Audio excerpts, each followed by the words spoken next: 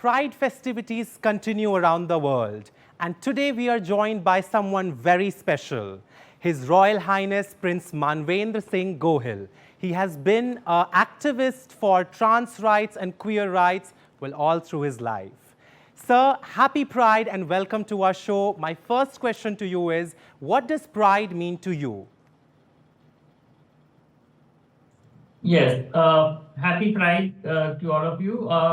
For me, Pride is a moment of celebration.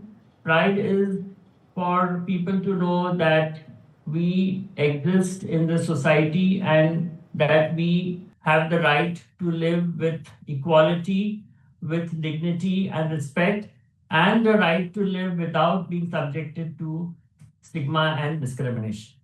Absolutely. Sir, you mentioned equality, dignity, and a life to living with respect. In recent years, India has made significant progress when it comes to trans rights and queer rights. But still, there's a long way to go. What do you think, what do you make of this progress, and what all do you think is still to be done? Yes. We as a country have progressed a lot in the last decade or so, especially with the transgender rights, because there are a lot of other countries which are still struggling for transgender rights, whereas in 2014 itself, our Supreme Court recognized the rights of the transgenders by the NALSA judgment, and thereafter the Transgender Protection Act was passed by both houses of the parliament in 2019. And also with regards to the LGBT community in general, our law, that was section 377 of the Indian Penal Code, was amended in the year 2018, where homosexuality was decriminalized.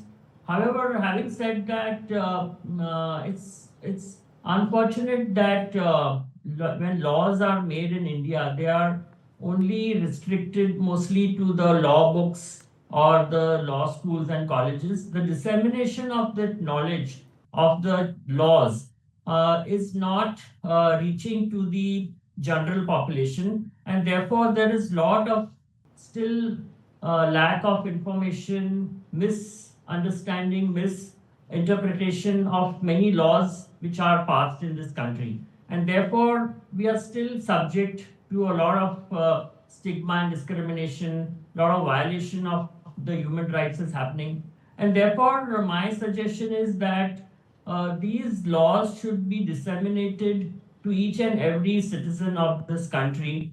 Each and every citizen of the country should know what laws get passed in our country, so that we can sensitize the general public and make them aware that laws have been passed in favor of certain communities, and these laws are again based on the Indian Constitution, which is guaranteeing us the basic fundamental rights. And I think when that will happen, then and then only we can expect justice to be given to the LGBT community. Absolutely. You mentioned a lot of laws and also Section 377 and transgender protection rights. When it comes to queer rights in a country like India, what do you think is more important, a progressive government's swift actions or a society's mindset?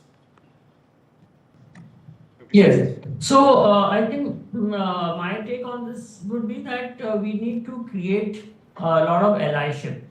And when I mean allyship, it's increasing the allies. Allies are those who are not from the LGBT community, and yet they are willing to accept us, and not just accept us, but openly support us and help create other allies. So Right. whether they are from the political parties, or they are from the government officials, or they are the educational institutions or the medical department, or say even parents or students. I mean, we need to create allies, and we need to increase the allies, because I believe that it is the allies which will help us mainstream our issues in the society. Absolutely. Sir, now you come from a royal family. As a person who belongs to a royal family, how has your experience been different from a queer person, when it came to expressing your sexual orientation or your sexuality? How has it been different? Has it been difficult? What were your challenges? Or was it similar to any queer person around the country? Yeah, because see, when you belong to a royal family, even though now we live in a democratic republic, but still we are the custodians of this rich cultural heritage which we have inherited from our ancestors. So we have a lot of roles and responsibilities on our shoulders towards maintaining this heritage, towards this legacy. And we are also the ambassadors, the representatives of the people of our erstwhile princely states, which has been founded by my ancestors. So it wasn't easy for me because coming out would mean losing self-respect. Coming out meant facing the homophobic world with a lot of shame and a lot of humiliation one has to face too. And that is the reason why not many from the royal families come out of the closet. I mean, I happen to be the first person in Right. India. So Absolutely. yeah, so that's it. It is dealing with a lot of sacrifice. Absolutely. You said a lot of sacrifices were made. Now, you famously appeared on the Oprah Winfrey Show, and now you are married. How has this journey been? How do you think the world has changed when it comes to treating of queer folks around the world? Yes, see, again, I'm coming back to the earlier answer I made. Being on the Oprah show increased my allyship. Her show itself brought a lot of visibility, not just to India, but to the entire world. Because of her presence and her being a strong ally, it made a lot of difference. It changed people's mindsets. It made people realize that my fight is not something which is just some ordinary fight. It's based on a fight for the cause, for the justice of the LGBT community.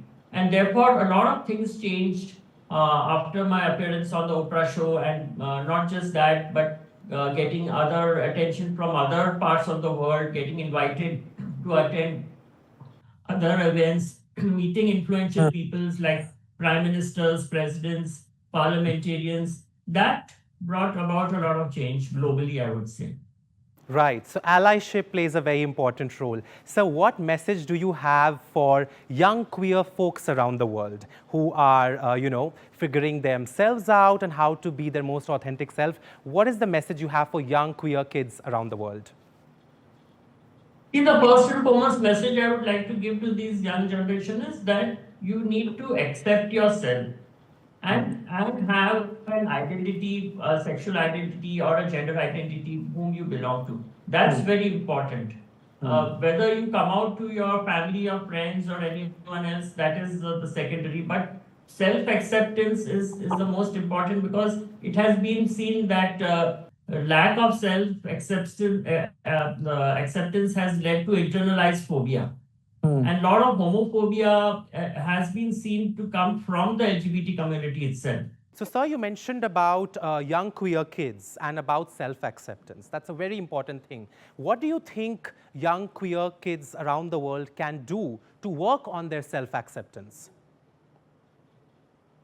See, I think schools play a very important role. I've been working with a lot of schools in India, and I've always been telling the schools to have a counselor in schools who can understand these issues because it is in that age, that teenage or the puberty age when people realize one's sexual orientation.